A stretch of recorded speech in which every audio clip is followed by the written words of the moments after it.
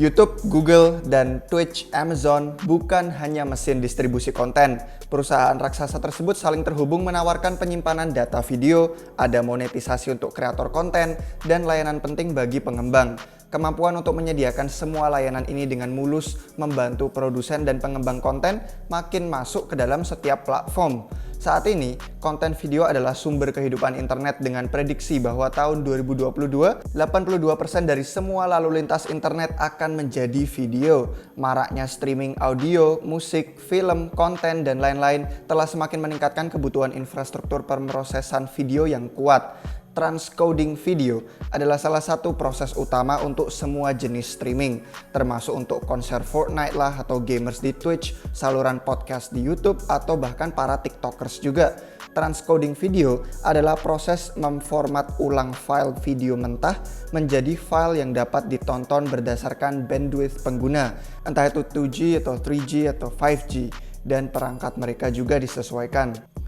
Seiring berkembangnya pasar untuk streaming video, pembangunan infrastruktur baru dengan jaringan kripto menghadirkan peluang untuk meningkatkan skala, mengurangi biaya, dan juga menghilangkan titik kegagalan yang terpusat. Mari kita bahas yuk masa depan video streaming hari ini. Oke, let's go!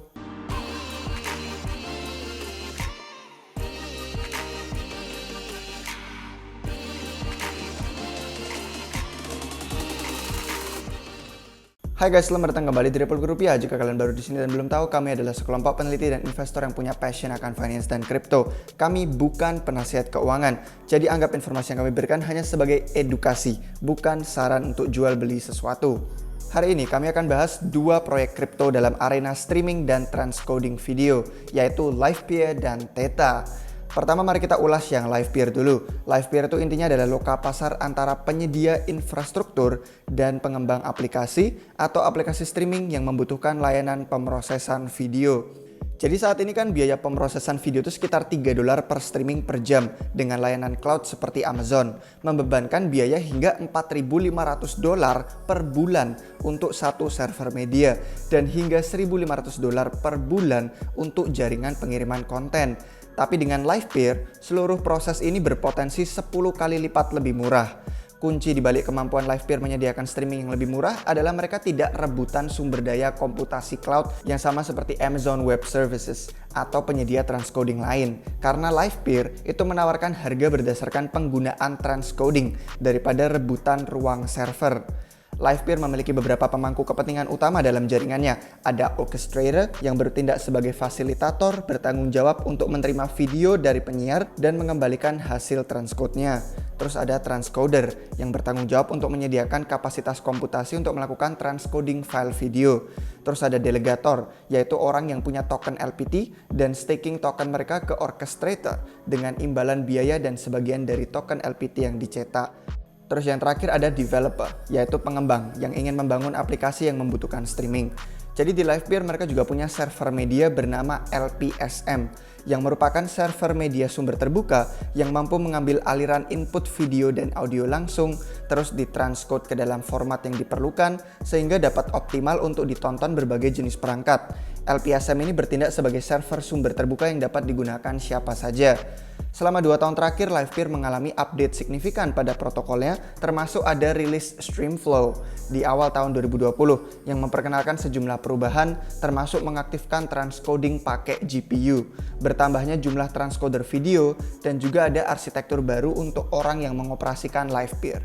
Khususnya penambahan kegunaan GPU itu jadi bikin miners atau penambang jadi bisa berpartisipasi dalam jaringan Livepeer tanpa keluar modal tambahan sambil meningkatkan keandalan dan terjangkaunya biaya layanan Livepeer.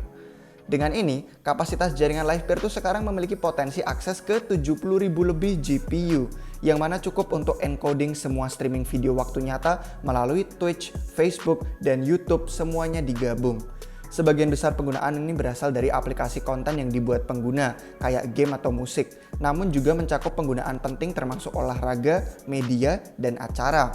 Aplikasi ini terus berkembang seiring pertumbuhan ekonomi kreator, jadi kebutuhan akan pemrosesan video yang murah dan lancar akan terus meningkat.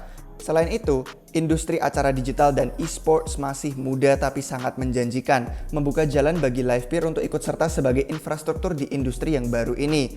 Dan selain di luar layanan transcoding video, jaringan Livepeer itu memiliki beberapa konsep dan jalan yang menjanjikan agar mereka bisa ekspansi proyek selanjutnya. Termasuk yang pertama ada algoritma AI yang bertindak sebagai moderator konten yang menandai konten dewasa atau masalah hak cipta lebih cepat dan hemat daripada manusia.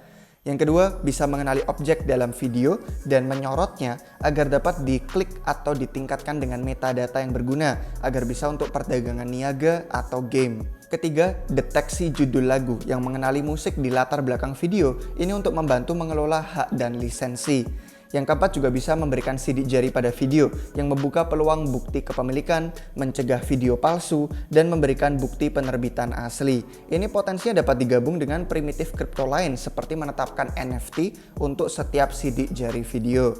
Secara lebih luasnya guys, pertumbuhan jangka panjang untuk video 4K, Ultra HD, VR, dan AR itu akan memberikan peluang baru bagi konten video. Perluasan 5G juga akan berdampak pada game online dan video yang membutuhkan infrastruktur video lebih kuat dan hemat biaya. Jaringan Livepeer sudah bertahun-tahun dalam pembangunan dan tampak siap untuk menemukan kecocokannya di industri ini. Nah tapi guys, Livepeer bukan satu-satunya proyek streaming video desentral di pasar. Pemimpin di segmen khusus ini sekarang adalah Theta Network. Theta adalah jaringan video desentral pertama di dunia yang menggunakan teknologi blockchain untuk mengatasi kekurangan streaming dan video. Jaringan pengiriman konten atau bahasa Inggrisnya tuh CDN adalah server yang tersebar di seluruh dunia mengirimkan konten internet ke konsumen. CDN ini dipandang penting sebagai infrastruktur internet, tapi CDN ada masalah. Masalahnya termasuk kelebihan pengguna, ketegangan jaringan karena grafik berkualitas tinggi, tantangan untuk mengirim konten ke daerah terpencil, dan juga ada biaya pemeliharaan jaringan yang mahal. Akibatnya, biaya operasional tuh meningkat dan platform video jadi kena imbasnya. Contoh nih, biaya CDN Netflix itu sampai harus bayar 20% dari nilai penjualan mereka. Nah, Theta itu lebih bagus karena mereka menggunakan jaringan mesh yang peer-to-peer di mana semua orang dengan PC, perangkat seluler, atau smart TV manapun itu bisa dapat menawarkan bandwidth mereka dan komputasi cadangan mereka untuk menyiarkan video ke pengguna lain dan mendapatkan hadiah token atas kontribusi tersebut. Penyiar video Theta itu secara geografis lebih dekat dengan para pengguna, lebih dekat dengan para TV, HP, dan komputer dibandingkan dengan server CDN yang terpusat. Akibatnya, jaringan Theta menawarkan streaming yang superior kepada pengguna, platform video dengan biaya lebih rendah, dan hadiah bagi penyiar yang sukarela berbagi bandwidth mereka. Jadi semua pihak diuntungkan dalam model Theta. Theta TV adalah aplikasi terkemuka di jaringan Theta dengan jutaan pengguna. Theta TV itu mirip dengan Twitch. Keduanya adalah platform live streaming, tapi pengguna di Theta TV dapat secara bersamaan mendapat hadiah karena mereka membantu siaran streaming orang lain. Selain itu, Samsung VR, Pandora, dan MGM juga bermitra dengan Theta untuk menggunakan jaringan ini. Tonton aja episode kami di channel Republik Rupiah ini kalau kalian mau tahu lebih lanjut tentang ulasan kami mengenai blockchain, teknologi, dan token yang digunakan dalam Theta. Nah, jadi ketika acara dan game virtual yang live berbasis metaverse itu terus berkembang, Theta siap dalam posisi sebagai infrastruktur utama untuk mendukung mereka. Theta itu sangat cocok untuk video peer-to-peer dan pengiriman data. Saat kebanyakan masa depan media, hiburan, dan game nanti terjadi di metaverse, banyak teknologi yang sudah dikembangkan Theta selama bertahun-tahun akan menjadi komponen kunci. Contohnya, pertama mereka merender dunia VR secara waktu nyata untuk metaverse yang berbasis VR. Kedua, Theta Video API itu sebagai blok bangunan bagi para pengembang untuk mengintegrasikan video ke dalam metaverse. Yang ketiga, distribusi video desentral untuk menyampaikan video dalam metaverse antar pengguna.